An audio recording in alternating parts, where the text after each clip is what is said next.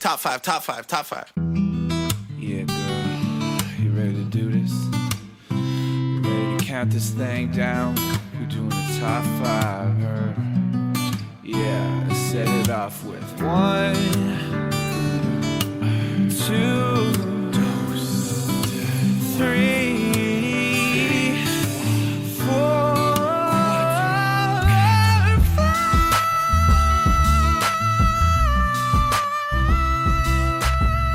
Hello, everyone, and welcome back to Ranked Top 5 List of Stuff That Don't Matter. I'm your host, Tung Law, and it's Pride Month, baby. Oh, yeah. Rainbow flags, unicorns. What else is associated with Pride? Help me out here. Oppression? Rioting? Right. Okay, all right. What are the positive things that are associated? Yeah, Tung's like, it's rainbows, it's family, and we're like, death. Death. Yes. Yeah. Standing up for your rights. That's it. Found family. Found family. Thank you. Yeah. Lots of dancing. All right. I like these better than death and oppression, but very important to call out during Pride Month, I think. There's two sides of this coin, right? Freedom. Protest. Yes. Fight for equity. Self-expression. There is so much. We should have Gender, sexuality. We should have made the episode like this. This is what we're ranking. What is the most Pride thing? No, today we have a new topic, a different topic, but we are celebrating Pride because, it's still Pride Month and I have been wanting to do this episode forever. And before I get into introducing my guests, a friend from Ottawa, a friend of the show, she's been on many podcasts. She floated the idea of this episode today, Top 5 Gay Icons. And I was so excited to do the podcast. I forgot to invite her on the podcast. I was just like, it'd be cool if we get Hayley together and Kez and I'm going to meet a new guest today. I'm going to tease out who that is later. But I was like, if we do it in person, it'll be awesome. And then it didn't become in person. And then I forgot to invite the original person who came up with that idea. So shout out to Victoria Luloff. I am sorry for not inviting you. You should be here hosting instead of me. I fully acknowledge that. But my first guest is a wonderful human being I haven't seen in a little bit. It's been a hot minute. Just woke up with some rad bedhead. Hayley Kellett, everyone. Hello, Hayley Kellett, she, they, pansexual, polyamorous human being. Happy Pride. Happy Pride. I said Kaylee. Hayley. That's okay. It reminds me flashbacks to kindergarten where there was a Kaylee in my class and we were always confused with each other. Really? Still stays. Do we like that person? Do we still like that? Yeah, I love her. Oh, okay. She moved to Guelph. Her sister moved to Guelph this year, so I reconnected. But enough about me. We got more guests, right, Ton? Yes, please. Yes. Just delighted to introduce this next person. They are absolutely hysterical, so talented, so funny, so loving, so caring. An unbuttoned shirt to give us the best sound quality today. Meow. It is Kez Vicario-Robinson. Hello. Hi.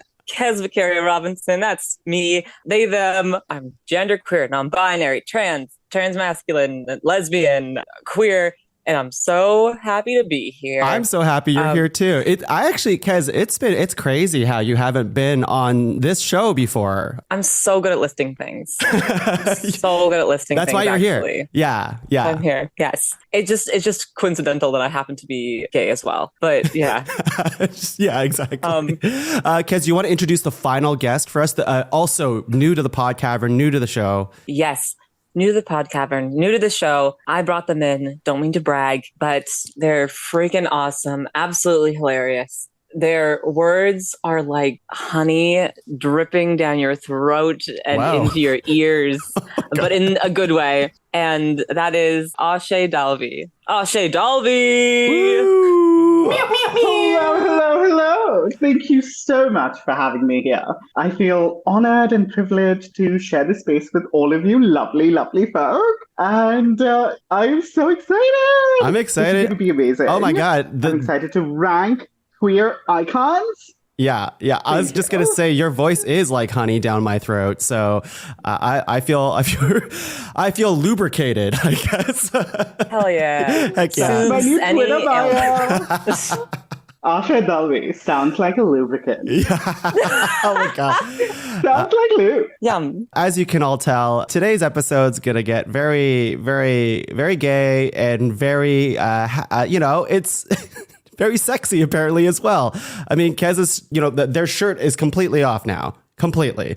I'm wearing a tank top. Okay, I'm trying to paint a sexier picture for our audience. Oh my God. Yeah, our audience. I'm wearing nothing. I'm doing bicep curls right now. Yeah. And I'm leaning over a desk. You can just see my rippling abs. If anyone's wondering what we're all seeing. Ooh. Yes. Yo, it's getting hot. It's getting hot. Before it gets too hot, obviously we have to talk about ground rules. And again, today's episode is top 5 gay icons to celebrate Pride. But I want to get into what that means when we're nominating for today's episode. What is a gay icon? What are we allowed to nominate? And what is, maybe not, what doesn't fit the bill of a gay icon? Does anyone want to chime in on this? Oh, I mean, there are so many different reasons to be a gay icon. So like this humanity spans so many different things. I mean, skills, talents, meaningful things in life. So for me, I just think about somebody who made an impact in some capacity, whether that was in sports, in arts, in politics, in the fictional universe, but an impact, someone who made an impact, whether that's positive or very intense. Yeah, I like that. Let me ask you and the rest of the group this question, because this is what was floated to me. Does a gay icon need to be gay? I can think of one huge one who's not gay, but is a massive gay icon. I think I can think of a few too, but I'm wondering what you guys think about this. Yeah. I think when I first heard about, okay, we're going to rank top 5 gay icons, I was like, okay, I had to actually really think through, do they have to be gay? Because also, I feel like when you hear the term gay icon, it's a list of straight women a lot of the time. And sometimes I'm like, they're not even queer. But then a lot of the time it's like, okay, but also this is very much, very influential, I think they can be a nomination. Yeah. Yes. I think I agree as well. Aashay, what do you think? My list is a bunch of queer icons, activists primarily, and queeros, my queeros.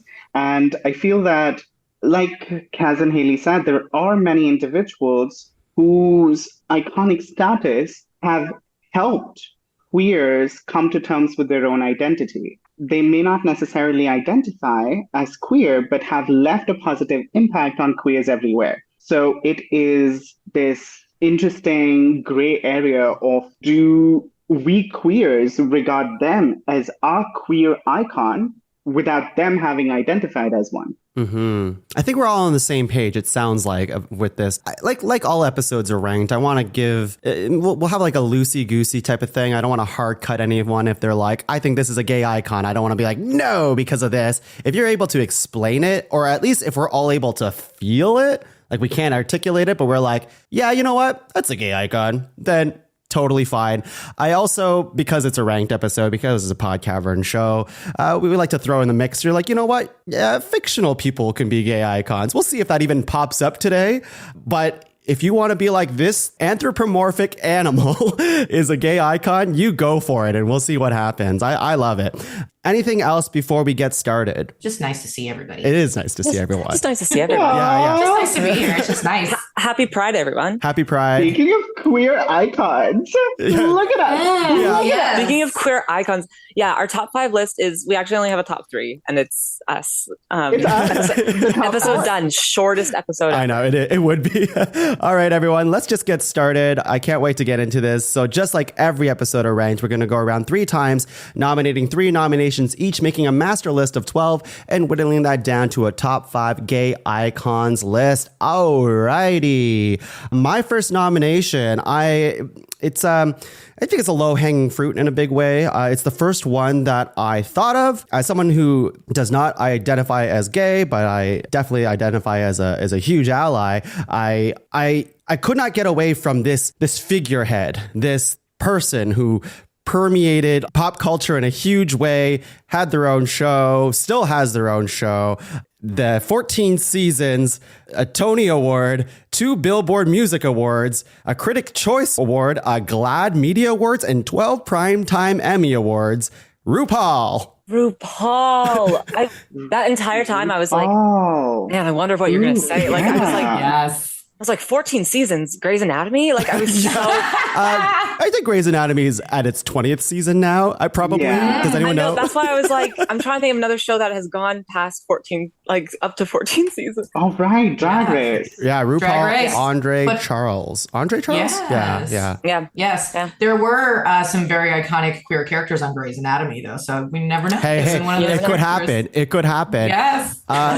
Going to RuPaul. RuPaul. Going to RuPaul for a second. I will say I only watched a little bit of this show, but I feel as though you'd have to live under a rock not to know the name RuPaul and RuPaul's Drag Race, right? Like just everybody knew it, and their grandmother and their cousins, and it was just around. And the fact that it's still going and still like popular as ever, and a lot came out of that show too, right? I think there was a lot of great queer representation on that show. And so I'm wondering, did any of you watch this show at all? Oh, yes. Oh Yes. Yes. I feel like it's my comfort show. Yeah. I watched way too much of it over the pandemic. I would go back and rewatch just my favorite episodes.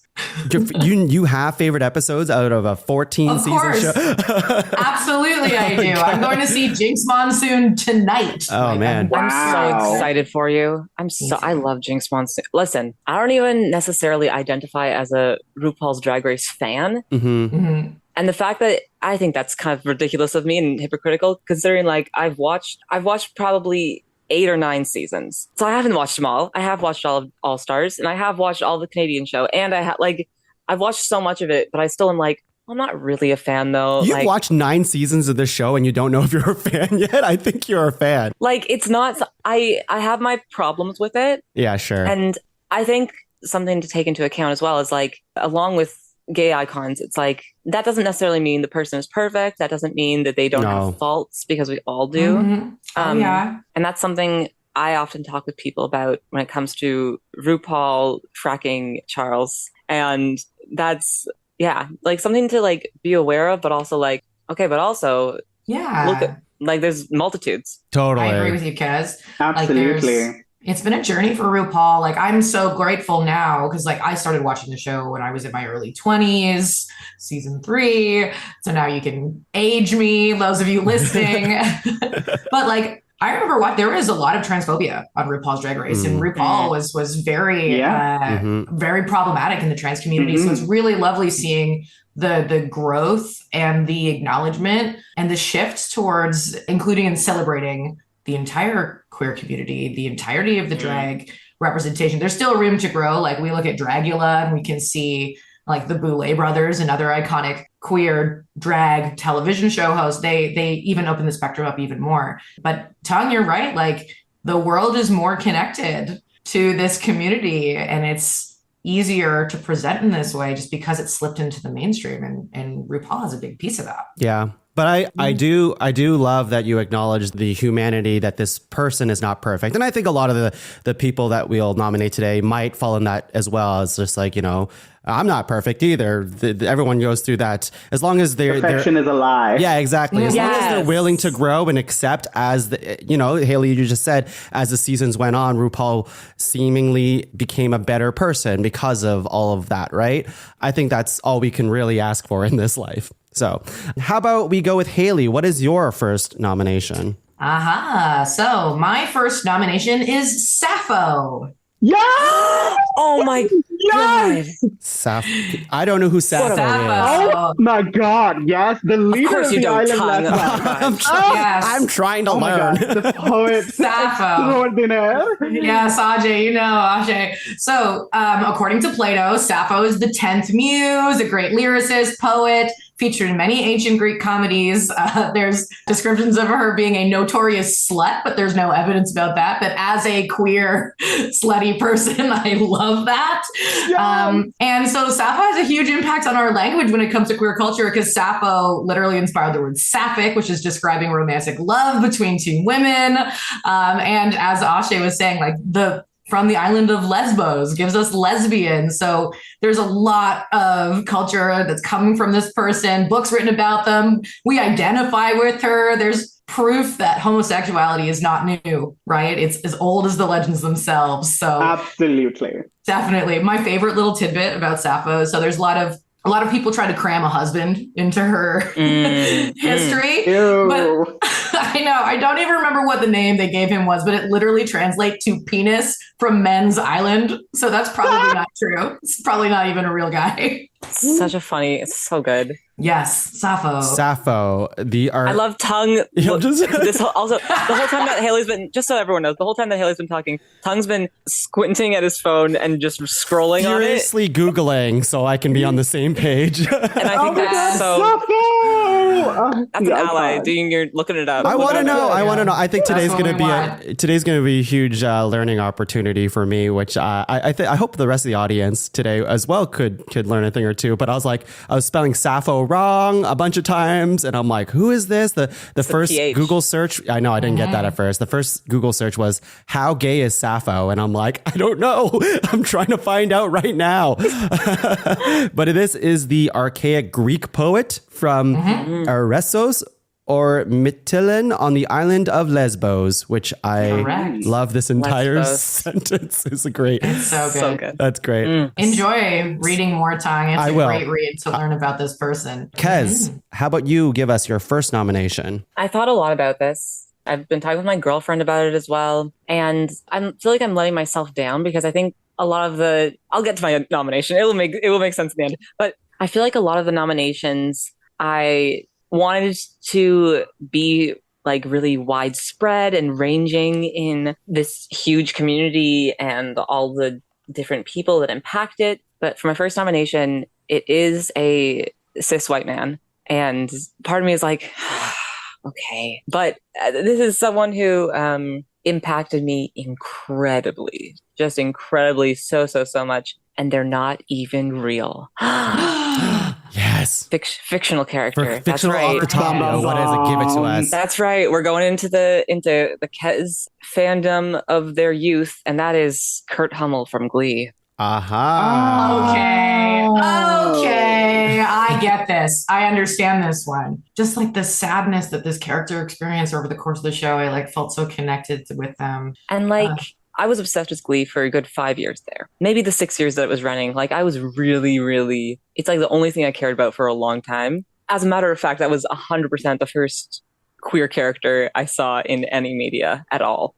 And also like Kurt being very gender nonconforming. Growing up and watching that, I was very confused because everyone in the show is like, well, he's obviously gay because he dresses like a girl. And like, that's the whole, because it's fucking 2009. So everyone's like, well, you're very gay, but they don't say the word gay for a while. So watching the beginning of that before they say the word gay, I was like, oh, why is everyone treating this guy differently? Like, I didn't really understand it because I was just like, I also grew up in an environment with a lot of like gender nonconformity. So I was just like, yeah, this is a student. I was like, everyone seems kind of weird about, like, there's something weird going on here, but no one's saying it. And it really confused my little autistic brain to understand why. But yeah, Kurt Hummel. Oh, love you. Anyone else a Kurt Hummel fan from Glee? Yes, I am a bigger fan of Chris Colfer because Chris Colfer, the actor, is such an affirming author of middle grade and young adult books. He has written some of the best queer middle grade fantasy books that I have read, and I have devoured them. The Land of Stories by Chris Colfer. Oh my God, yes.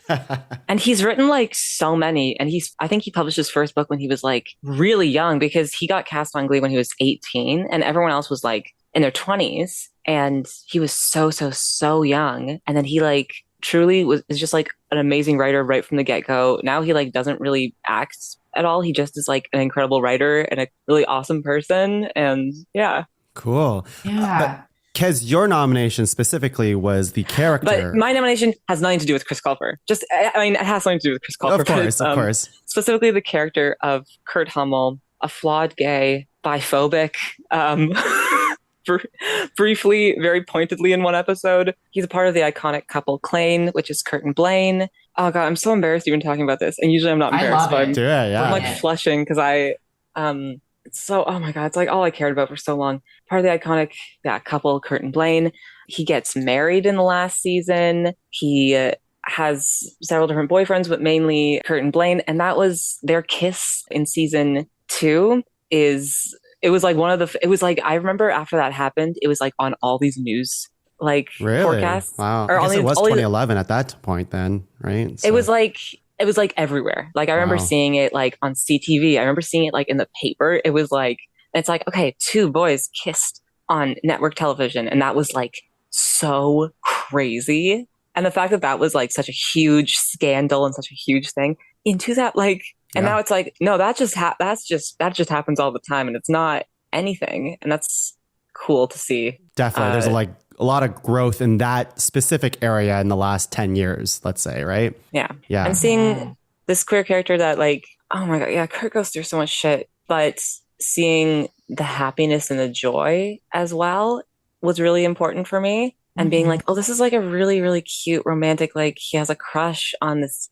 gay guy played by Darren Criss. We love Darren Criss as well. And yeah, meant a lot to me. That's awesome. That's awesome. How about Aashay? How about you go next? All right. So to kick off this list of my favorite, my inspirational queer icons, I want to talk about this person who is one of the reasons I decided to move to Canada in the first place. Whoa. They are Superwoman Lily Singh, everybody. Hello. Wow. God. Oh my God. From having a YouTube channel recorded in Mississauga to now being the only Asian queer host of color to be given the opportunity to host a late night show, an opportunity previously only given to straight white men on national TV. Oh my God, that is iconic behavior. Oh, That's so my cool. God. Superwoman Lily Yes. Singh means so much to me. To see somebody who looks like me, who I aspire to be like, to see a writer, to see an improv artist, to see an actor, an activist using their platform to make change and be the change that I want to see. Lily Singh. That's beautiful. yes. That's beautiful. That's great. I remember watching Lily on YouTube, like when she's like first started on YouTube. And, Yeah. and like just like how funny she was. And then I remember like not paying attention to her career afterwards, but like just the other day she popped up on my feed. I'm like, she doing all that now? That's crazy. Yeah. She's now a judge on Canada's Got Talent, which is amazing. Wow. Oh my God. That's she's awesome. Oh my God. That's awesome. Absolute icon. I Absolute icon. remember meeting Lily Singh back in Bombay. This is when I was living in Bombay in 2014, 2015. And I was a music journalist at that time. And this was at the YouTube Fan Fest in Bombay. And Lily had just arrived. And I realized at that point that she is an icon because, so in India, Bollywood is huge. And there's one particular Bollywood star. That's Shah Rukh Khan. Shah Rukh Khan is like massive, major. Everybody knows Shah Rukh Khan. And Shah Rukh Khan was having this showcase of something. And Lily Singh walks by and everybody decides to pay attention to Lily Singh and not Shah Rukh Khan. And that is when I knew this is a legend. This is an icon. Phenomenal. That's great. That's awesome. Let's go into the second nomination round over here.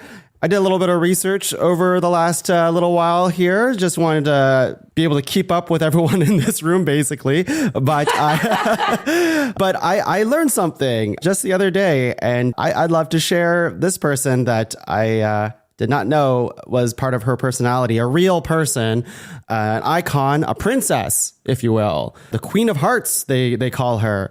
Princess Diana is a huge gay icon that I did not know she was a gay icon. And then reading about her story and how a lot of people who have not come out yet identified with her and her struggles and her own, like, you know, defying against what is expected of her and always rejecting the norm and trying to be her own authentic self as well.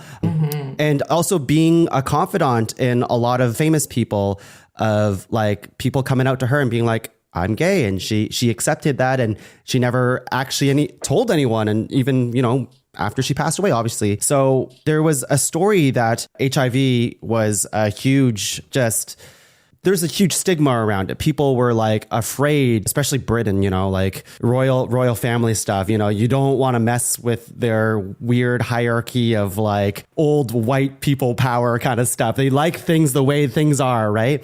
The monarchy. The monarchy. Thank you. That's a better way to describe it. But like for herself, there was a story where she was holding HIV patients' hands the day that they were like going to pass away.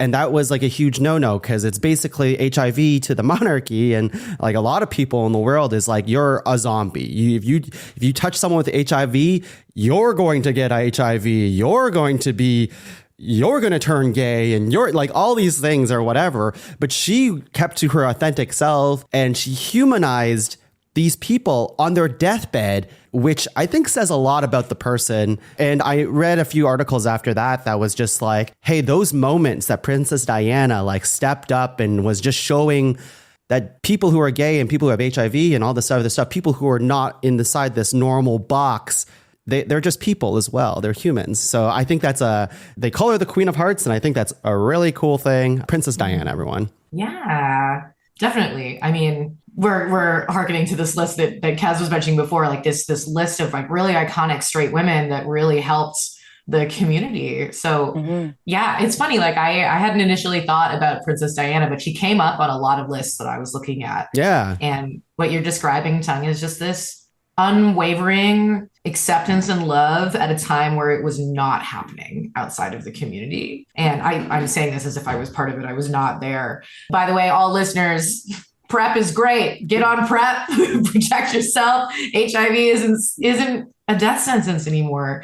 And so I just love listening to what you were describing, Tung. It's just a very hopeful story. Yeah. And like in the story, in some articles, they talk about her, like they dehumanize her too, saying like she wasn't perfect as well, which I love. I love seeing the other side of it. But like ultimately, if we're talking about icons and what they did for people, that needs to be celebrated, right? So I think that's really cool. Hayley, your second nomination. Oh, it's so tough. I gotta say, I have a list of like 30 people because like I love it. I love to hear it, Hayley. The gays are rad. They're so good. But I'm gonna kind of stay in these waters with you, Tung, and I'm gonna say Judy Garland. Okay, Judy Garland. Yeah. And so Judy Garland, as the gay magazine The Advocate describes her as the Elvis of homosexuals, which I thought was such a funny way to describe. But like for me, as I was reading about Judy and I was thinking more about this, like one, the word Judy is like, oh, you're my good Judy, you're my good friend. It's, again, I love when the person impacts the language in the queer culture. So her first name is now associated with friendship, someone I care about, someone I trust, someone I want in my circle. And when she was growing up, like as a young actress at MGM, they were constantly trying to control her appearance, her body, like giving her pills, dieting constantly. And so there's a lot of folks that identify with that struggle that can lead to body dysmorphia, self-harm, attempting suicides, eating disorders. And so I look at pictures of Judy Garland. I was like, what an absolute beautiful person. But at that time, she was described as someone who was not pretty enough, not thin enough. She was this outsider in Hollywood. And so the community really identified with that. And Judy Garland's funeral, there was permission to be gay in public for the first time. She gave us Liza Minnelli. Hello, another queer icon. And I mean, I know this isn't true, but there's like all of this myth around the riots at Stonewall being like the catalyst being her funeral. And I know that's not true, but it's still part of this kind of lore and mythology. And sometimes when someone is so iconic, their stories can kind of bleed into other things because they're so important to us.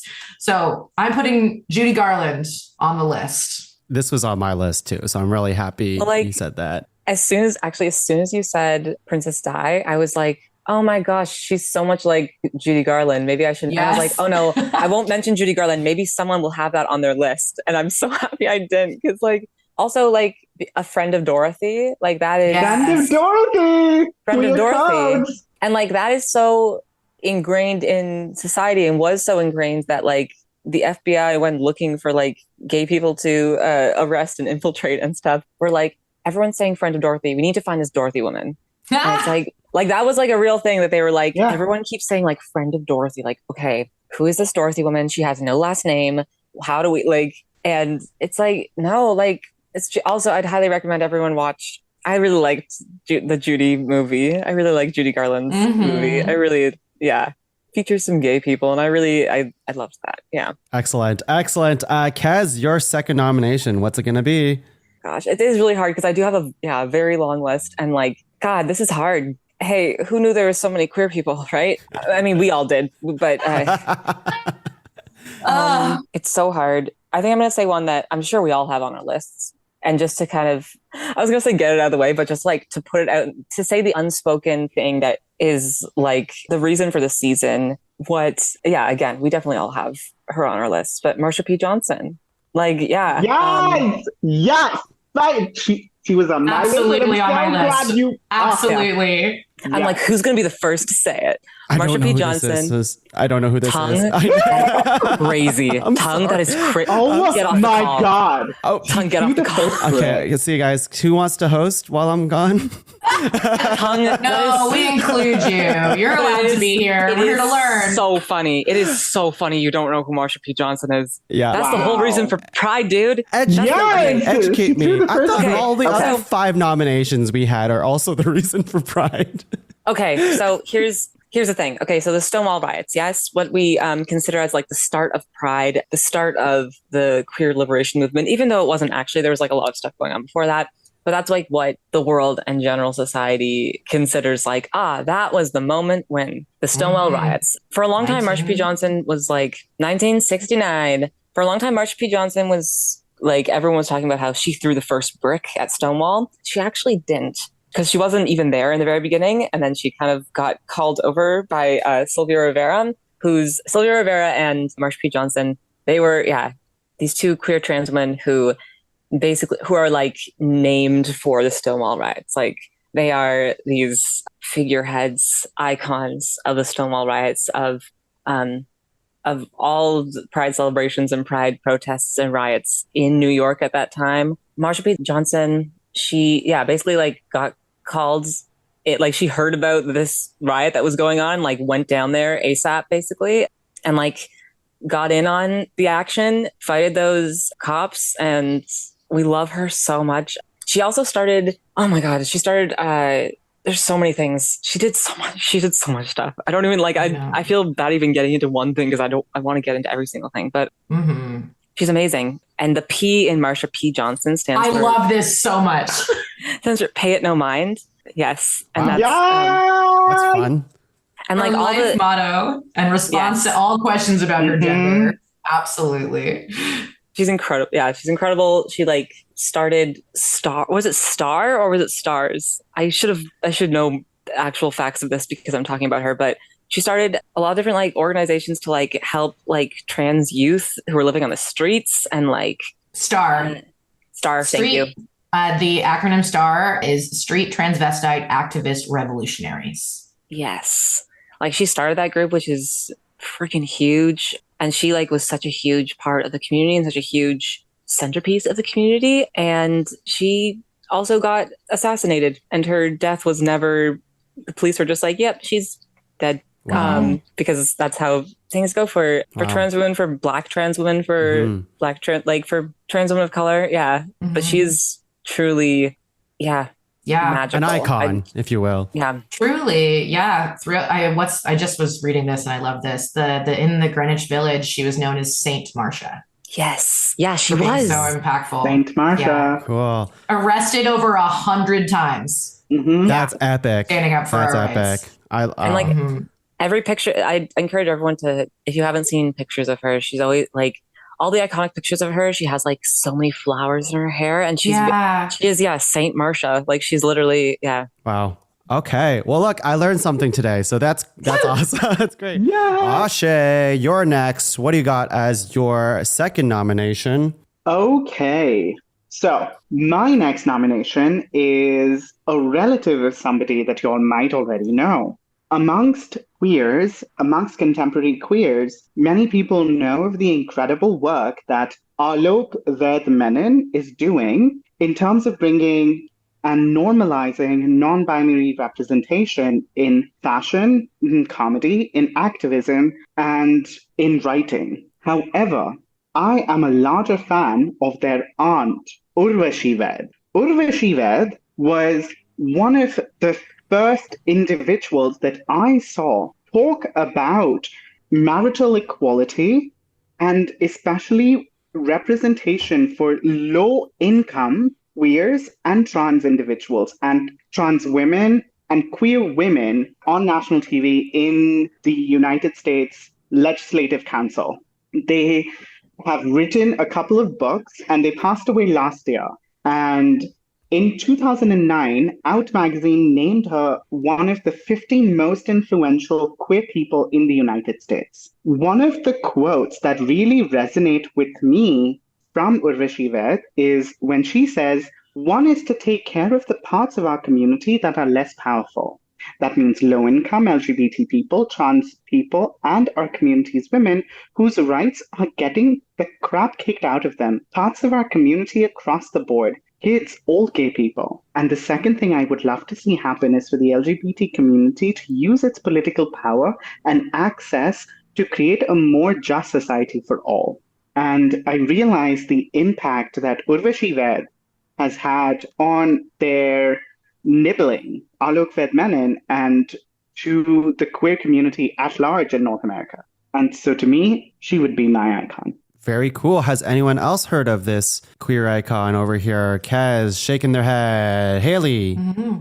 No, this is new for me. So I'm soaking up all this beautiful information. I want to read more, Aashay, later on. Can you spell the name for me so I can do my own deep dive? Absolutely. Throw it in the chat if you can. Throw it in the chat. Yes.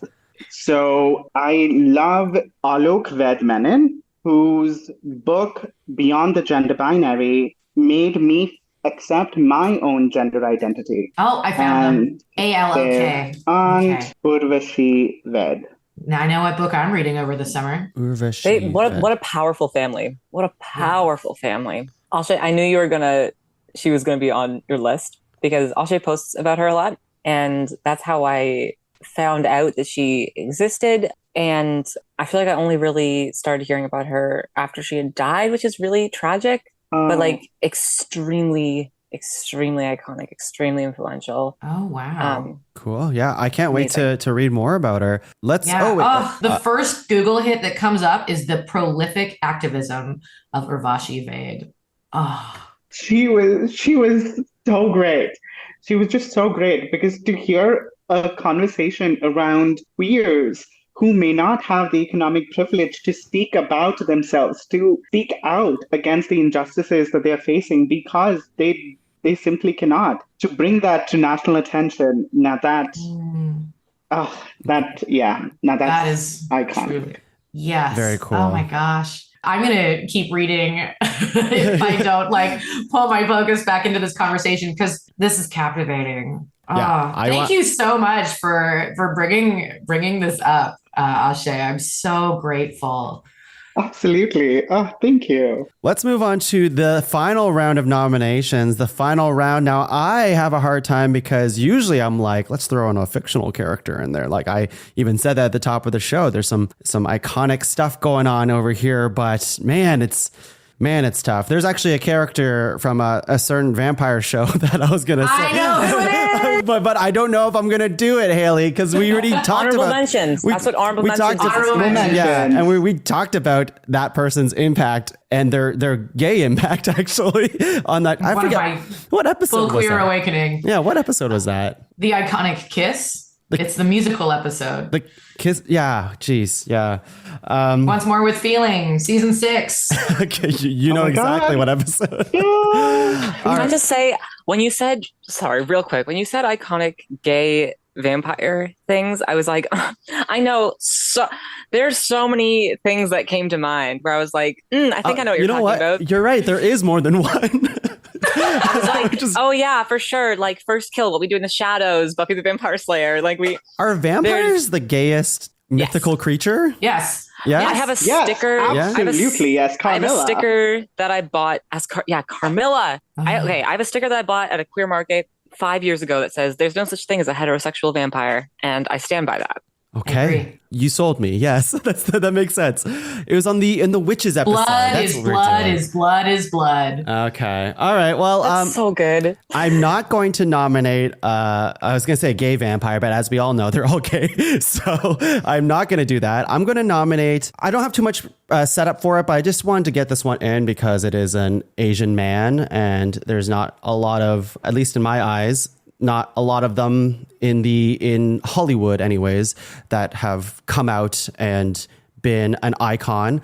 So the one that pops up to mind for me in recent years is Bowen Yang from SNL. Yes.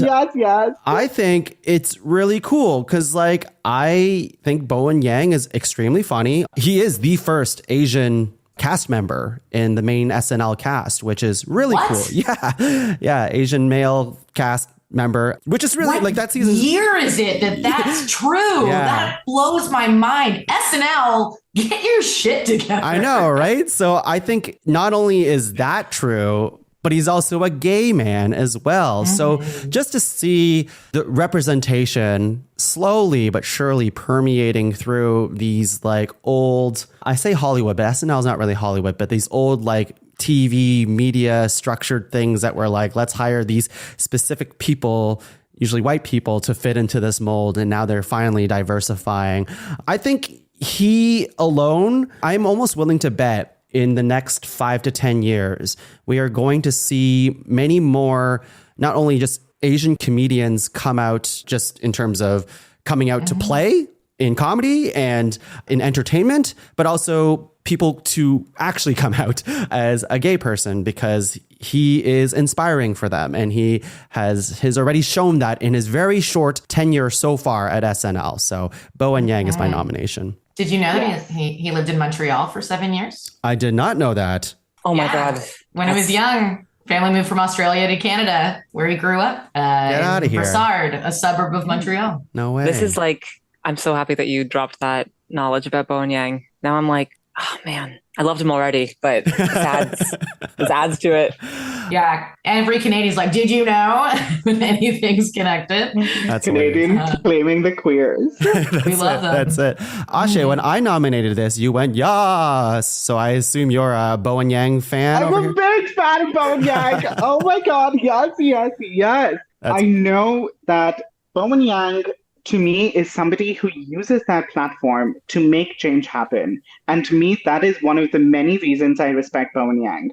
To see them fight for representation on screen and off screen within the writer's room of SNL, of the various films that they have produced and are executive producing, to see them constantly fight towards equality on screen and off screen is one of, oh my God, such an iconic behavior. I agree as well. We're going to go into Hayley's last nomination. What do you got, Hayley? I'm so torn because honestly, there's so many different ways. I'm trying to bring you some variety. So I've got you Sappho from Ancient Greece. We've got Judy Garland from Hollywood.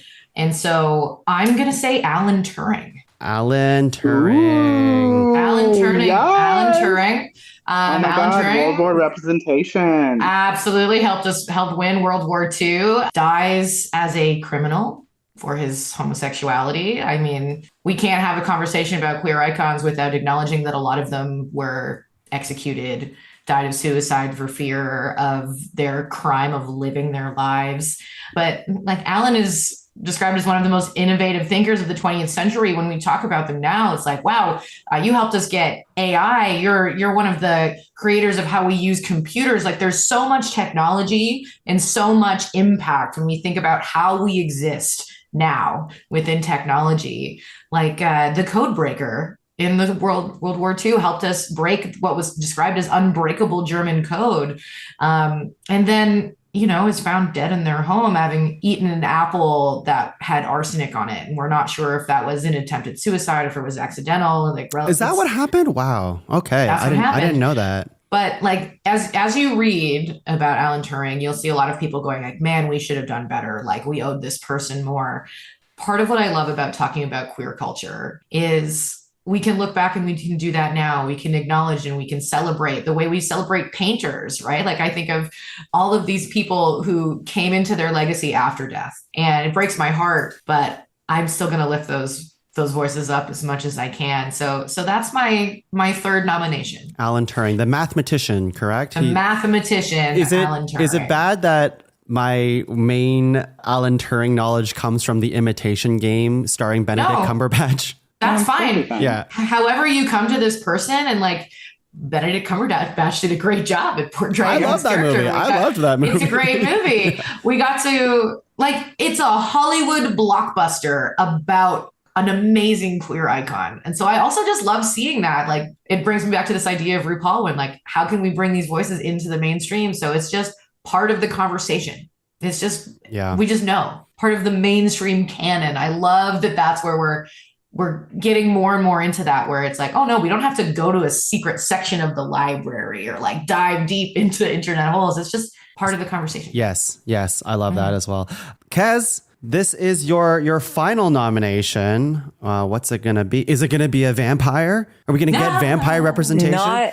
Not even. No. No vampire representation. Actually, okay, when you were talking about Asian men who are part of the queer community, I was like, oh no, you took but then you didn't. I didn't. There's another. There's one more. There's only one Just more. one though. Okay. George Takei. Oh, of course. Yes, of course. Yes. Yeah. I was on my mute screaming. That's so. I was like, of course. I didn't even. Wow. I can't believe I didn't. I was think like of that. looking through my notes, being like, okay, this is what I have multiple people for. But then you were like Bowen Yang. I'm like, okay, yeah, no, we're good.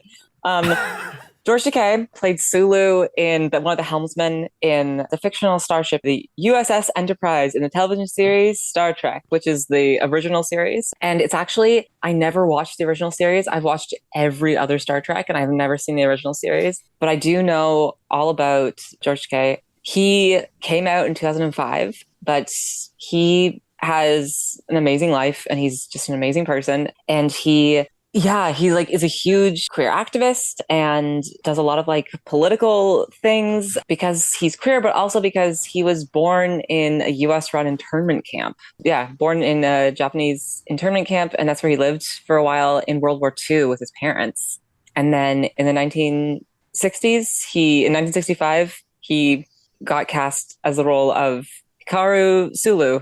And he also a big advocate for rights of immigrants and queer rights. And he does a lot of stuff like to this day. And I actually just found out because I'm like, oh, I'll look on his Wikipedia wall. And I found out he was named George after King George VI because his coronation took place in 1937, which is like shortly after he was born. So that's not his birth name, but that was the name that his father named him after this scumbag monarch took the throne, which I think is so interesting. It's like, oh my God, that's why he's named George? That's crazy. I didn't know that. You're funny. George Takei. Yeah. Oh, yeah. Yeah, he has such a good voice. Oh, yes. I would strongly recommend reading his book, They Called Us Enemy. It's a graphic novel that came out a couple of years ago that talks about his experiences in the internment of Japanese Americans. And it is one of the most harrowing yet empowering books that you will read. What's it called again? They Called Us Enemy. They Called Us Enemy? Yes. And that was a graphic novel? It's a graphic novel. I'm in. If it has pictures, I'm in. Cool. That's, great nomination. Yeah, I love him. And now I'm just in a Star Trek world thinking about the other wonderful gay man from Star Trek. Honorable mentions? I will say, I'll save it for honorable mentions. Yes. Last thing about George Takei is he also starred in Broadway in the musical Allegiance, which is like goes into like his own like experience and research into Japanese American internment camps of World War II. So he's just like on Broadway and in Star Trek and like a political activist. And anyway, Pretty cool guy. Yeah. And his Twitter account's very active when it comes to that stuff. So I follow him on that stuff. All right, Aashay, you have the honor and privilege to bring us home with your final nomination. What's it going to be? Okay, so for this final nomination, I am going to tweak it a little bit because instead of having one queer icon, I want to highlight one iconic moment. Ooh. Wow. All right. Let's hear it.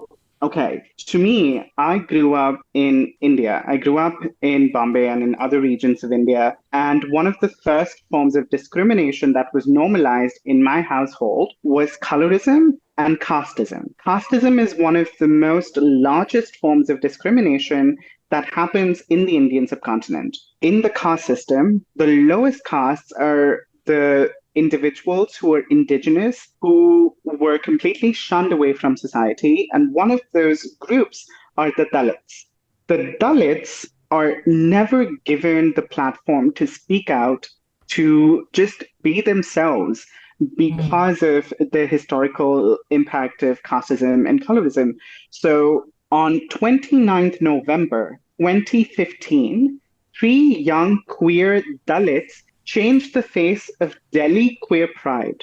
Dhruvo Jyoti, a journalist, Akhil Khang, a lawyer, and Dhiren Borisa, a doctoral student, held up beautiful signs that they had painted. The signs summarized in 3 powerful words: Dalit, queer, proud. In one extraordinary moment, both their Dalit and queer identities were visibilized and celebrated. Assertion also dealt a massive blow to upper caste hegemony over queer spaces like the Delhi Pride. Wow. I'm really, I never knew that. That's really powerful. I'm looking at signs online right now. So there was 3 people involved in this iconic moment. Is that correct, Aashay? Yes, that is correct. Can you later, you could do this in a little bit, just type their names in the chat as well. Absolutely, so I can look it up. Absolutely. I think if we didn't talk about this in ground rules, but I think it's completely appropriate that like in episodes like these where we have like a trio, a duo, or a group that represent a thing, like they're more than just a person. They're just like this group. I think we can count them as the nomination, right? So I would count those 3 as the nomination for this moment that they brought. I support this choice. I have groupings and things. Yeah, we've done that in the past, right? So yes. Yeah. Awesome. Yeah. Once you type their name in the chat, we'll absolutely. We could do that in the second half. That's really, really interesting. I never knew that. I learned a lot just now. These signs are beautiful. They really are. Yeah, I really just like love how bright and colorful and vibrant and simple and clear the message is, right? Yes. And that's what I when you were describing this, Aashay, I was like, yes, the power of being direct and keeping it simple and having everybody come together with that unified message. Yeah. Fantastic stuff. Well, how about we just take a break right now? And when we're back, we're going to rank these gay icons. We'll be back, everyone. I'm Tom Zalatni. And I'm Tefra Ajemian. And we're the hosts of the No Bad Food podcast. No Bad Food is a show about great food and the people who love to make and eat it. Our mandate is simple: to explore, taste, and learn about food in ways that celebrate all the things that make it great. Every week, we dig into a different dish, meal, ingredient, cuisine, or piece of food media, exploring the history and culture around it, sharing favorite recipes, and learning from our wonderful guests. The only rule? You gotta love it. After all, there's no such thing as bad food. Find us in the Pod Cavern or wherever fine podcasts are sold.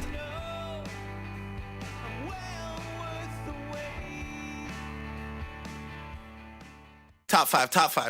Hello, everyone. We are back, ready to rank some gay icons. Can't wait for it. We have an incredible list and honestly, only one fictional character, which I think says a lot about how there's just so many more real people we wanted to celebrate in today's episode, because I think, top 5 fictional gay icons literally could be its own list as well. Mm-hmm. Probably. Truly. I mean, like, how many vampires are out there? At least 50 is Dracula gay? Yes. Okay. Yes. Okay, sorry. At least Dracula's, assume every vampire is like just fluid and make it the default. Yeah. Yes. What about werewolves? Are werewolves gay?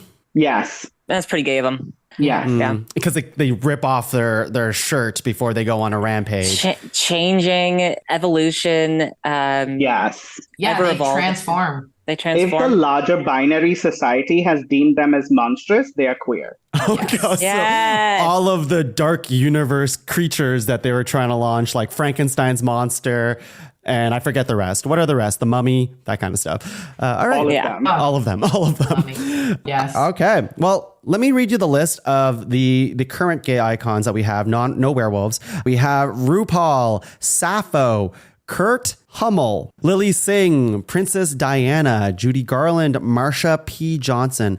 And correct me if I say these wrongs, Aashay. Urvashi Vade? Urvashi Ved. Urvashi Vade. Yes? Yeah. Yes, okay, I'm sorry. Close enough. Oh, I'm sorry. Feel free to correct me. I'm very bad at pronunciation. Bowen Yang, Alan Turing, George Takei. Is it Takei or Takai? I always said Takei. I also always said Takei, but then I feel like I've heard him say Takai, so yeah. And let me just visualize it really quick. I'm George Takei. I'm George Takei. Takei. I can't do it. Hayley, you do it. Oh, yes. I'm George Takei. I think that might be it. We should have got you to read the rest of the list in that voice. Yes, in George Takei. Yes. And the last one, Aashay, can you read the three that we want for the final nominations, part of the group? Sure. Dhruvo Jyoti, Akhil Kang, and Dhiren Borisa. Okay. And we will call them, you wrote here, The Dalit Queer Proud. Dalit Queer Proud. We'll just refer to them as that grouping. Yes. For the sake of the nomination here. Okay, so that is our list of 12. Fantastic list in front of us. We're going to star nominations for further consideration. I'm going to get Hayley to star one that isn't one of your own. Marsha P. Johnson. Marsha P. Johnson is starred. Kez, star one that isn't one of your own. Sappho. Sappho. Aashay, star one that isn't one of your own. George Takei. Don't you mean George? Damn it, I came into it. I'm sorry. George Takei. Hayley's just so much better at it. George Takei. I'm George Takei. I'm going to star the Dalit Queer Proud nomination. That really, I don't know, that really inspired me, just that final nomination. Really loved it. Okay, so we have Sappho, Marsha P. Johnson, the Dalit Queer Proud, and George Takei. That's 4 nominations starred. Is there anything else on this list that everyone wants to star? Now you can start thinking of your own. Just take a look at the things that are left over and be like, oh, I think I want to talk more about this. Anything else? I mean, I'll put Judy Garland up there again. Just for the friend of Dorothy, you're my good Judy, all of that. I think I need to star Judy. Sounds good. I'll second that. Second that. Aashay, is there anything else that you want to star that can include anything at all? I would put Lily Singh. Lily Singh. To see somebody who is so unapologetically brown, who is so unapologetically bisexual, who is so unapologetically Canadian, to use their platform to just make change happen and be the change. I love that reasoning. I'm going to just star Princess Di myself. I think that's the one that I would probably go to bat for. I just have a little bit more to say, and we'll see if it resonates with anyone. And Kez, anything else that you want to? Okay, so here's my conflict. Part of me is like, oh, like RuPaul, I guess, but also, you know what, we can make our own rules because it's our podcast, it's our month. I feel like RuPaul, people know enough about RuPaul. Yeah. And I feel like RuPaul, it's like, I feel like people know about RuPaul, and RuPaul is a gay icon, but I don't necessarily, so I don't have any inclusions. I don't have any. I went through the same battle, Kez, of like, does Ru need any more recognition? Yeah. Not from our little podcast. No. Yeah, I'm not going to fight too hard. I can totally see the argument, which is why RuPaul's even in the top 12 in the nominations, right? I think there is, if I wanted to be in a fighting mood today, then maybe I would do it just because it's fun. But in the interest of time, I actually don't feel that strongly about RuPaul being in the top 5. I just love fighting. Honestly, RuPaul, you can take a seat. The greatest excuse. Getting into arguments with like people like Hayley is like one of my favorite things. So I'll fight ya. Fight ya. Fight you for no reason. Makes us better friends. Let me just read you the ones that aren't starred. And then if anyone thinks that something comes in their mind, they're like, maybe I do want to talk about them more, we'll go for it. So we already said RuPaul. We can put to the side. Bowen Yang. I really like Bowen Yang. But we have George Takei here. So not that we only need one Asian gay man on here, but I'm going to go ahead and say we probably only need one gay Asian man. I mean, you know what it is? I think Bowen, like I said, in 5 to 10 years, we can see Bowen Yang's true impact of. Yeah. It's too George early. has seniority. Yeah, he's a very old man. He's 68. Is he 68? Oh, no, sorry. No, he's a lot old. Sorry, he's 86. Oh my God. I was like, he's looking way too old for 68. Jesus. Not trying to be an ageist or anything. No, he's in his 80s. Okay, cool. Alan Turing. it's amazing. Hayley, are you okay with leaving? I'm okay with letting it go. Happy that he was acknowledged on the pod. Absolutely. Imitation Game. Great movie. And obviously, he's more than just a movie. Yes. The movie inspired by the icon. That's it. Kurt Hummel, our only fictional character. Kez, you okay letting go? Yeah, I'm just happy I got his name out there once again. Yeah. Any specific season of Glee that you'd recommend to somebody? Okay, specifically season 2. I will also say that season 3 title of the episode, I forget what episode number it is, but the title of the episode is First Time. And that's when both Rachel and Finn and Kurt and Blaine have sex for the first time in the same episode. And it's also I remember that episode. Yeah.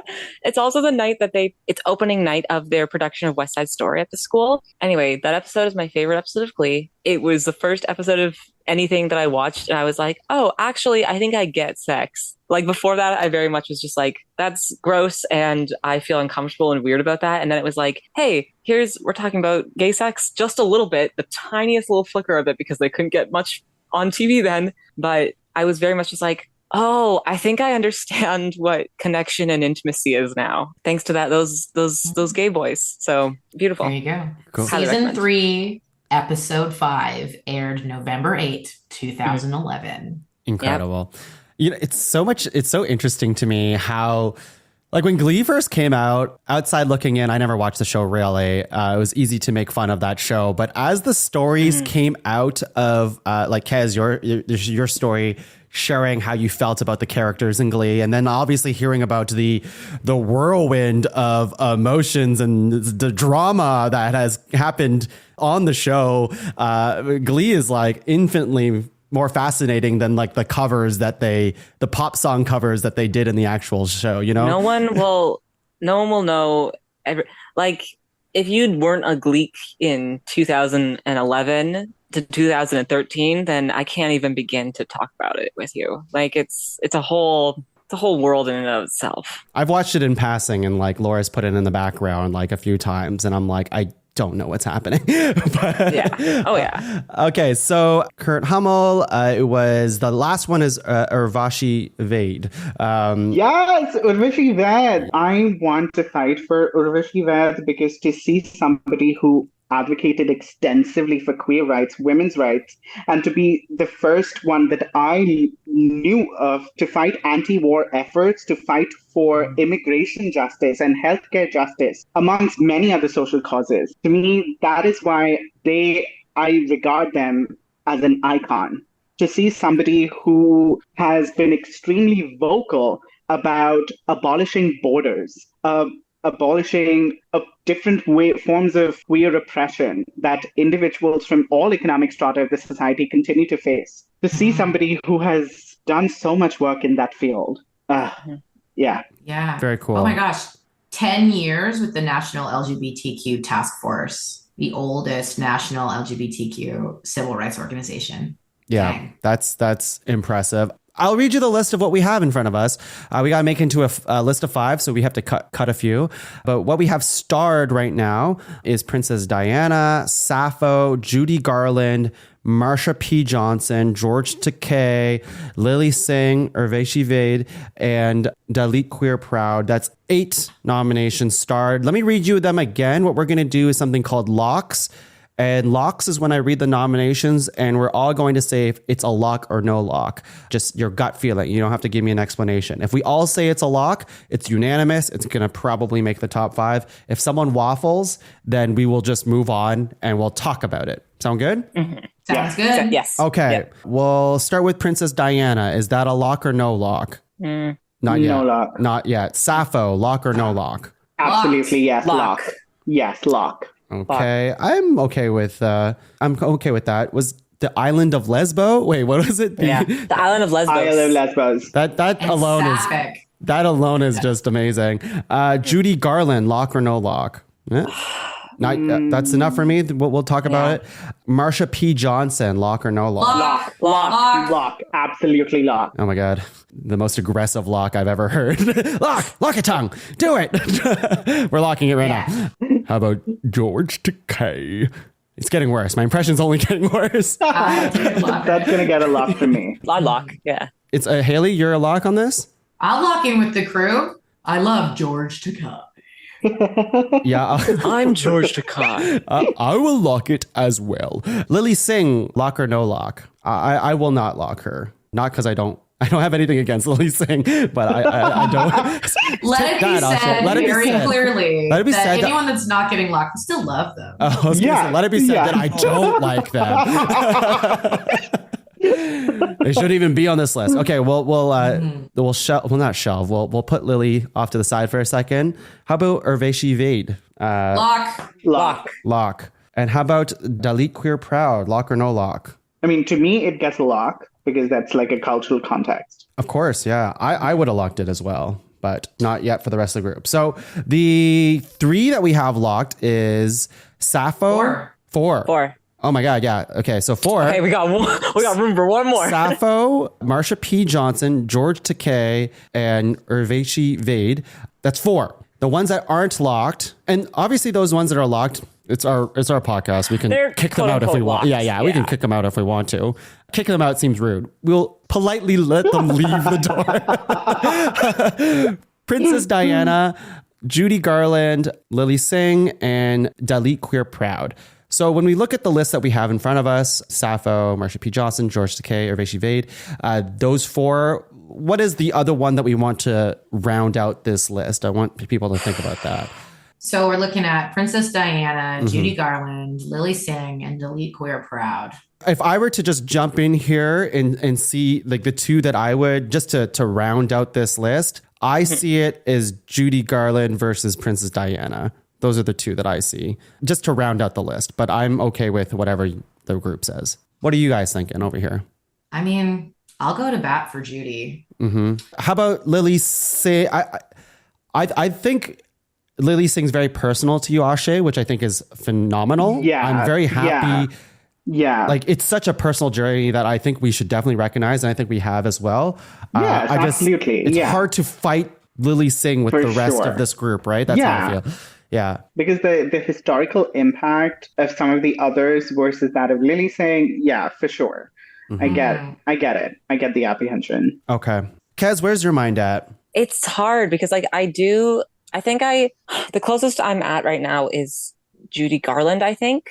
But also with Judy and Princess Di, I feel like both of them, I'm feeling hesitant about putting either of them because also it's like we established this in the beginning that a queer icon doesn't necessarily have to be queer, but it is something where I'm like, but neither one of them are queer. But I think I will say Judy Garland. I think you have the right knee-jerk reaction when it comes to that. I think it's a totally valid reason. I think we did, like, as we said in the ground rules, that people can be gay icons without being themselves gay. I think that's important, I guess, if they are like not only just an ally, but people who have made ripples in the way that it helps others come to terms to themselves. Yeah, I think that is extremely powerful.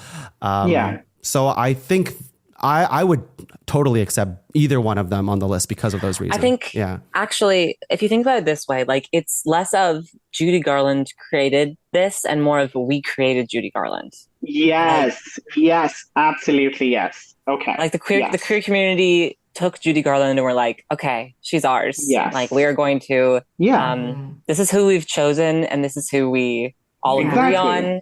Like that makes me feel better about it. So here's a pitch. What if we lock Judy Garland in at spot number 5? Yes. For the reasons of like, yes, like we've included Judy in our chosen family. Yeah. We see like the struggle with identity there. Like there's that. But I so agree with you, Kez, of this idea of like, and we're putting a straight white woman on the list. So how does that feel? 5? I feel good about it because, like, even though she might be a straight white woman, she has saved many queer lives. To, like, people who have referred to themselves as friends of Dorothy were saved from conviction, were saved from being caught by the FBI, like Kez said. They used their association, the fact that Judy Garland exists, the fact that Dorothy exists, the queers have just owned it and made her their own. So it's less to do with Judy Garland. It's more to do with what Judy Garland means to the queer community. Yeah. Somewhere over the rainbow. Yeah, it's the legacy, not the legend. The legacy, right? yes. She's a symbol. All right. Yes. Yeah. Sounds like we have spot We 5. do. Let me just say I'm totally fine with Judy Garland making number 5. I'm going to make my soft pitch over here only because I want to. Yeah. I think it's extremely impressive where Princess Diana is a person who's celebrated a lot in many different ways, but especially as someone who comes from a royal family like the British monarchy, to be also a symbol for people in the LGBTQ plus family to accept as well her and her message and her empathy and her kindness really helped lift other people. And I think that's beautiful. So let me read you like this one thing that I copy pasted from this article here. I'll try to do the Cliff Notes version of it. Bring it on. Yeah. In her own small way, she helped change the narrative around gay men at a time when we were seen as little more than diseased deviants. In doing so, she showed the country gay men were not pariahs, but people deserving of inclusion in the social fabric of the nation. The most admired and famous woman in the world wasn't afraid to touch us, to befriend us, to love us. It spoke volumes not just to the gay community, who so desperately needed someone with her rank and power to embrace us, but to the entire world. In her own way, Diana helped humanize gay men to straight Britain, and she made coming out of the closet just a little bit easier for many gay youths. And that's kind of what I wanted to like encapsulate with that, because I think it is an incredibly, I mean, we none of us come from royalty. I just feel like that pressure. As far as you know. That's right. We don't know Queen Hayley, but we see, you know, even if you take Meghan Markle's stuff, for example, like she is just slightly different from, like she's a person of color, different than what the British monarchy wanted. And Princess Diana fits the bill, but she's acting differently. She doesn't want to fit in this mold and stuff like that. I think there is that symbol of importance, and to be able to inspire gay men and women out there everywhere in a position of royalty and at that rank, at that high power of the world, to be recognized in that way, that's pretty fucking crazy. So that's all I want to say about that. Yeah. I will also say the first time I found out about specifically Princess Di, like interacting with and like physically touching AIDS, HIV patients, and like how that was a huge impact. And that was like a huge thing where people were like, but you didn't die. And like, that was when I first heard about that, I was like, okay, fine. I got to look into Princess Di. Everyone's been talking about her my whole life. And I got super into Princess Di, and I still do know just so much about her. And I've watched like all the documentaries about her, and also like a family friend. A lot of older gay men I know are really into Princess Di and the royal family specifically because of Princess Di. And specifically, I want to mention a family friend who died 2 years ago, but he really liked the royal family. So my mom, as part of his life celebration, like we kind of just like, it was after his funeral, but we just like buried a hole in his like plot of land that he had, and people brought different things and like put it in there and we buried it. And my mom got 2 different like the royal family, like those magazines, they're like, here's all the gossip on the stuff. And then she got pictures of his face and cut them out and then put them on the heads of people. So it was like Meghan Markle in a wedding dress, but it's his face. And like Prince Harry wearing, and then it's his face. And she buried those, and she kept saying to everyone, give him something to read. And that's that was like the saying that she had for the day of just like, give him something to read. That's very and sweet. I think about that when I think about Princess Diana. Yeah. That's very sweet. I love that. Hayley, Aashay, anything else you want to say before we say goodbye to Princess Di? I don't know a lot about Princess Di. That's fair. I That's just fine. know that she was a commoner and she was often contested for being in a part of the royal family for being a commoner. And that was one of the reasons the media did not really accept her as one of the royalty because she came from working class family. That is what she was called. But I did not know she had such a major impact on the queer community until now. So thank you. Look at me educating. We're all learning. We're all learning. We're all learning. We're all learning. Hayley, any final thoughts before we move on here? Well, I mean, thank you, Diana. Thank you, Diana. And shout out to Katya, one of my favorite drag queens, for portraying Princess Diana in the RuPaul's Rusical Herstory of the World. Mm-hmm. So I love that performance. Yes. Yeah, it's one of my faves. All right. Well, how about we go into our 5 here? So let me read you. They are Judy Garland, who we already know is going to be number 5. So let's just go ahead and put her there. And we have Sappho. We have Marsha P. Johnson, George Takei, and Urvashi Vade. So those are our other 4. Who's number 4? I put George. Me too. George as well. Yeah, I'm okay with putting that person there, only if Aashay says their name in the voice that I want them to do it. Number 4 is George Takei. All right, that's it. It works. Okay, all right. Amazing. I love it. Sorry. That's so good. Sorry, George. Number 3. What are we thinking for number 3? I put Urvashi Vade here. Yes, I would put Urvashi Vade in number 3 too. Yes. I also agree with that. Okay. Yes. Are we unified? Listen, like as soon as we got to this segment, I quickly in my mind was like, okay, how would I rank them? And then I knew exactly how I'd rank them. And we've agreed so far. And I'm like, oh my God. So curious. Is Sappho too? Is that what you're thinking? Or? Yes. Yes. Sometimes it's funny, and we're going to talk about this in a second, but it's funny how sometimes this happens where we have this like enormously long talk about all these people, and then the ranking is like, we're done. like honestly, I've been on many episodes. I mean, there's been over 150 episodes of this show, and sometimes the ranking. Are you ranking your own episodes? Top 5. We did that on the 100th episode, 50 episodes ago. It was stupid. But like sometimes like these rankings take a long time and people just get into it. But like with this group, it's like, no, we know. Once we had the 5, we know. It's very funny because it's like, oh yeah, like queer people aren't a monolith. Like we're all very different. It's like, but we do all agree. Yes, we're in agreement. What I'm going to do is I'm going to read you the 5. And then we've made this mistake on the show before where we don't explain why the number 1's the number 1, but we will say it. We will say why. But how about I get Kez, do you want to read our 5? Do you know what the 5 is in order? Yes, I do. Go for it. Starting from number 5, going to number 1. Yes. Yes. Number 5, Judy Garland. Number 4, George Takei. Number 3, Urvashi Vade. Number 2, Sappho from Lesbos. Number 1, Marsha P. Pay It No Mind Johnson. Oh, baby. Yes. Oh, baby. All right. So let's talk about it. Let's talk about the final 3 over here. Well, actually, you know what? I'm more curious about the final 2. I think we've talked a lot about the back half here. Sappho versus Marsha P. Johnson. We've already said a bunch about their legacy, their impact, all this other stuff. But I want to know why these 2 were number 1 and 2 and why we chose the way we did. So Hayley, how about you go?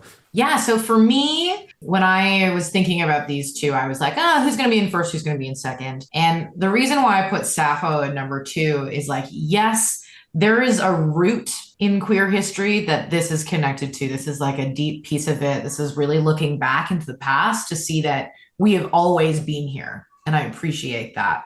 And when I think of Marsha P. Johnson, I think of legacy that has impacted people that I actually know, that are people that are alive. Yes. I feel like we could play the 6 Degrees of Kevin Bacon with Marsha P. Johnson and actually be like, I am connected to that person. And we're here for a Pride episode. Pride started as a riot and Marsha P. Johnson was part of that. So if I think about why I'm valuing my queer identity and my queer community and what I need from people, I'm looking for those qualities from that wonderful person in the people around me. Beautifully said. Aashay, anything to add to that? Queer liberation exists because Indigenous, Black, and racialized protesters of color have fought for liberation. And Marsha P. Johnson is an absolute legend to normalize a conversation on queer liberation by being at a place, at a time that is still considered to be a riotous occasion, and rightfully so. Sappho is the original lesbian in Greek history. And to now have coined the term sapphic, to now have been a part of the etymological history of the word lesbian, these labels that we use as identifying factors for our beings, Sappho was responsible. Sappho was the leader of the Isle of Lesbos, an individual who created a safe haven for femme-identifying individuals to just be themselves. Absolute legends. Beautiful. That is beautifully said. And Kez, anything else to add to that already?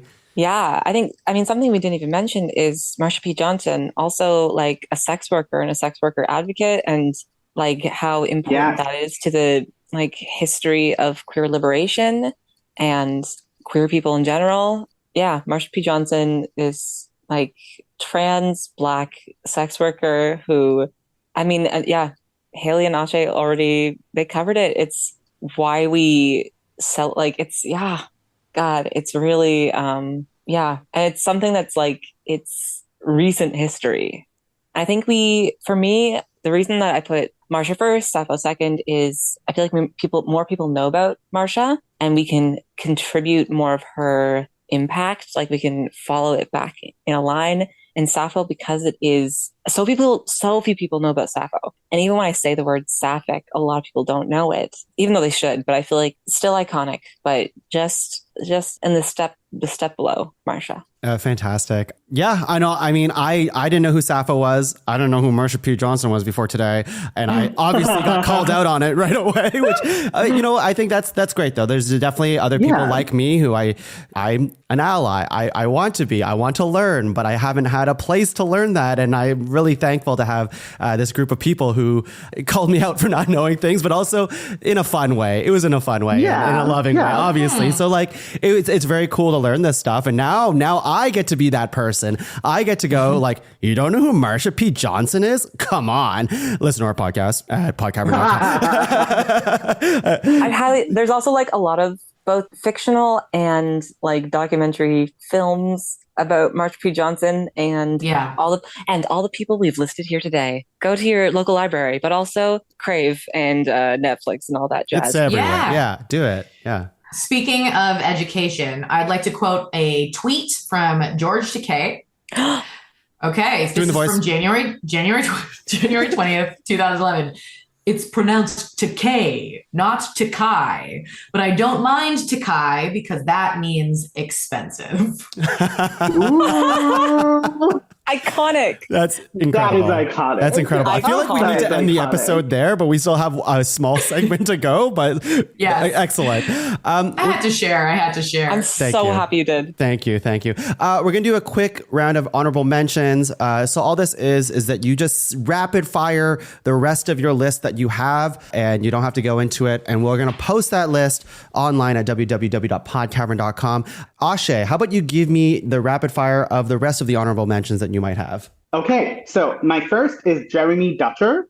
To see an individual using their platform to call out on the Anglo-centric bilingual Canadian music industry, to be vocal about and critique Trudeau's government in normalizing this, and to fight towards Indigenous and queer activism. That is why they're on my list. The second would be Haneen Maike. Haneen Maike is a Palestinian activist who really talks about what does it mean to be in a country that's known for pinkwashing. Pinkwashing is a term activists have coined for when countries engaged in terrible human rights violations promote themselves as gay-friendly to divert attention from terrible human rights violations. The third honorable mention is Arsham Parsi. Arsham Parsi is an Iranian queer human rights activist living in exile in Canada. And they are also the founder of the International Railroad for Queer Refugees. The one after that is the only fictional entry point in this group is Justin Suarez. In the year 2007, I was at a very, very bad place. I was in school. I was not treated very well. I was extremely bullied, and I was about to do something really bad. And this character, Justin Suarez, made me feel empowered to live again.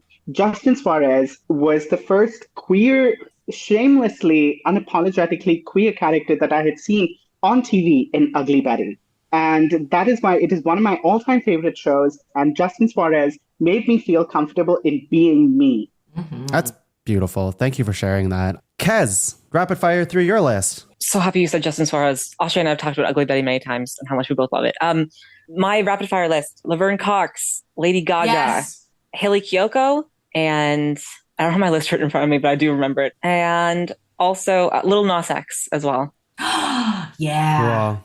Amazing. And those are my, that's solid my list. Yeah. Solid list. Amazing. Hayley, I know you have like 30 of them, so... Let me go through this list. Do All it. right. So, Cher. Yeah. Cher. Starting with Cher. To give you another monosyllabic name, Madonna. Yeah. Madonna's on the list. Kez mentioned Lady Gaga. I will add Elton John and Freddie Mercury to the list. I'll also say Harvey Milk, Oscar Wilde. Yeah. Harvey Milk, we all know, the first openly gay to be elected into office in San Francisco. Watch the movie. Another great movie. Yes, Oscar Wilde, classic poet. And again, like looking back as someone who's like appreciating, enjoying art and storytelling, to see like a wonderful gay man involved in that. Love Oscar Wilde. Dolly flippin' Parton. Love Dolly Parton. Love Dolly Parton. Thank you, Dolly Parton, for helping us get vaccines. Thank you for standing up for us. Thank you for loudly supporting the LGBTQ2AI plus community. I'm so grateful. JVN, Jonathan Van Ness. I mean, we have to make a nod to the queer eye community. We talked about Star Trek with George Takei. We cannot do that without mentioning Patrick Stewart. Oh, of course. Yes. Patrick Stewart, who I really, truly wish was actually married to Sir Ian McKellen. But they should be. They should be. Unfortunately, though, yeah. But I love the two of them together. I classify them as a duo in my head all the time. I love them. I'll put Leslie Jordan on the list. Love Leslie Jordan. Rest in peace. Yes, R.I.P. Leslie, we love you. And outside of that, I will add Xena, Warrior Princess. Yes. Oh my God. Haley, what a freaking good list. Oh my God. I love it. Xena, Warrior Princess, one of my queer awakenings. Thank you. Xena. Hey. I can't do it. Same. I love Xena. And the last one, the group I will put to end mine is the cast of Will and Grace, specifically shout outs to Karen and Jack, played by Melon Mullaney and Sean Hayes. This show for me was like one of the first on televised representations of like, I want to be friends with everybody. And I feel like I would fit in with that group. And when I was watching Friends, I went, this is gross. Will and Grace, this is great. So yes. Incredible. That is my list. Fantastic. Oh, you have another one more that I forgot to add to the list. And I hate that it's being singled out because it's a person who I didn't recommend for a reason. Ellen DeGeneres. I was tormented with that. She's on my list too, but I had the same like. We'll throw her on the list. Purely for the moment of coming out on TV. Right. Yes. And if you haven't read about that story, about that moment in that episode, it's truly changed the game for how I'd also highly recommend on Disney Plus, you can watch The Ellen Show, which is the sitcom she was in the 90s where she did come out. Watch the last 2 seasons. Don't watch any more of it. Just watch the last 2 seasons. It's the gayest thing on TV you'll ever watch. And it was like the first gay thing on network TV. And I'd highly recommend it. Incredible. It's worth acknowledging. Absolutely. Butch lesbians. Yeah, Yes. she's a tough one because I also had her on the list too. I think in like a different world, she's huge. She helps so many people. Kate McKinnon, right?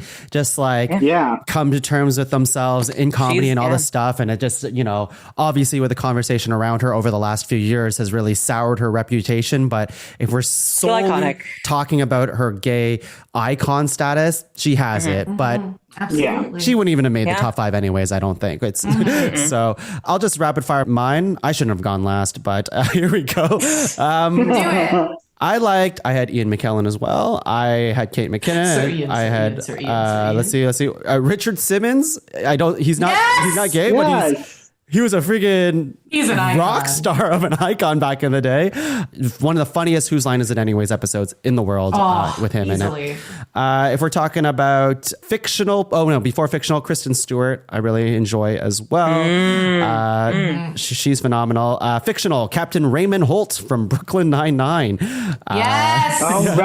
Yes. Titus Andromedon from Unbreakable Kimmy Schmidt. Yeah. Very fun. Few real people here. You already said Elton John, Freddie Mercury.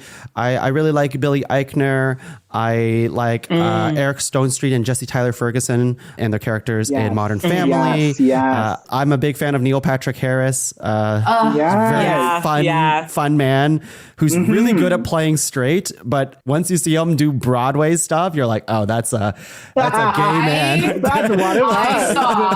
I have a tiny little brag. I saw Neil Patrick Harris in Hedwig and the Angry Inch in New York. And it's like, I can't wear heels like that. It was amazing. Oh, I'm so jealous. I went through a very big Neil Patrick Harris phase where I watched every single interview he was ever in, and also know everything about him and his husband, David Burtka. They're both Geminis. Amazing. And I know everything about their children. And I know, God, I was really into Neil Patrick. I've read his Choose Your Own Adventure autobiography. He's great. He's great. He's great. He's great. Honestly, and I love how many bros out in the world are like, oh, legendary Neil Patrick Harris, How I Met Your Mother. And they're like, hey. Yeah. Guess what? Yeah, exactly. Yeah. And then the last one was David Rose from Schitt's Creek. Love it. Yeah, that was and another lovely Patrick. Very beautiful gay relationship. It ends in a wedding in Schitt's Creek. Oh, it's beautiful. And so many people I know use that wine metaphor as a way to into the wine on the label. Exactly. So nice. And we forgot to mention our vampires are from the vampire universe, but Buffy and Willow, right? Oh, of course. Yes. We're talking Willow and Tara. So great. Listen to Top 5 Witches. Haley gets into it. I do. But we're going to wrap up today's episode. But before we go, of course, couldn't have done it without gay icons themselves. Haley, Kez, and Aashay. Thank you so much. The real top 3 on our top 5 list. Sorry, Marsha P. Johnson. You're number 4 now because the rest of the 3 here are better. No, it's not a competition. Before we go, do you have anything to plug for the people at home? Haley, Kez, or Aashay, anything at all? Yes, I do. I am the co-president of the Guelph Comedy Festival happening in Guelph, Ontario in October. It's going to be absolutely awesome. It runs from October 19th to 21st. www.guelphcomedyfestival.com to learn more. We're very excited to announce the lineup, but secrets. We haven't said anything yet, but I am 99.9% sure that the absolutely phenomenally talented and queer Deanne Smith will be joining us. Oh my goodness. Oh my God. Wow. Queer Icons. Guelph Comedy Festival, an incredible festival, happens every year. What's the website again, Haley? www.guelphcomedyfestival.com. Incredible. Kez, Aashay, anything to plug for the people at home? Aashay and I were on a podcast, and the reason I'm not saying the name of it is because I forget right now. Here are stories. Here are stories. By the City of Waterloo Museum. Oh, that's awesome. Yes. I didn't even know and that. We were on it together, that's and really it's a 2-parter, and it's talking about queer things and our experiences and identities. And I think we did a great job. Yes, we I'll be did. tuning And in. we were in the first episode of the podcast. Yeah, premiere episode. Oh, that's really nice. Okay, that's cool. Haley? I just want to mention one more thing. Please. I feel like this is fitting for what we're talking about today. It's not a plug for me personally, but find out who in your community, find the queer groups, find the charities, find the organizations, support them. I'm a big fan of Rainbow Railroad, a global nonprofit organization that helps at-risk LGBTQ2AI plus get to safety worldwide. And your community has an organization like this. If you're in Guelph, reach out to Arch, find your pride, join in.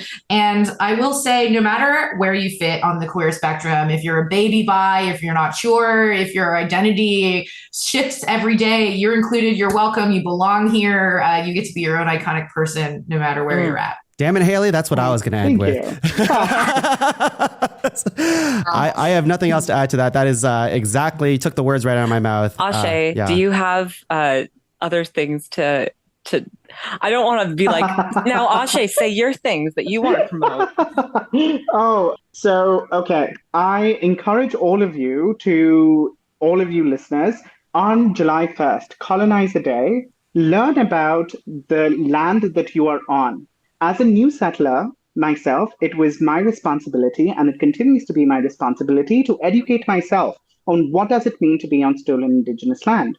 This year, I'm hoping to get a group of my friends together and sit in the park and read the Indian Act. Just read the Indian Act. I would encourage all of you listeners to also learn about the different treaties and territories that you're currently on. Who wrote the treaties? Has the promise been kept? What can you do in knowing the different calls to action towards truth and reconciliation? Because it is up to us, settlers new and old. That is wonderful. Thank you for sharing that. And this episode will be out before July 1st, so people will be able to hear that. So nice. Yeah. Sweet. For myself, you can find the rest of the shows in the Pod Cavern at www.podcavern.com. Hayley took all the rest of my plugs, but hey, happy Pride Month, everyone. Love is love. And follow us on Instagram and stuff. Yeah, do that. Yes. Find us. Find us online. Yes. And follow the Delete Queer Project at DALITQUEERPROJECT to learn more. Thank you. Thank you, Hayley. Awesome. Well, thank you for listening, everyone, and happy Pride, everyone. Happy Pride. See you later. Bye. Woo! Rainbow, rainbow, rainbow, Rainbow, rainbow, rainbow. Unicorn, unicorn.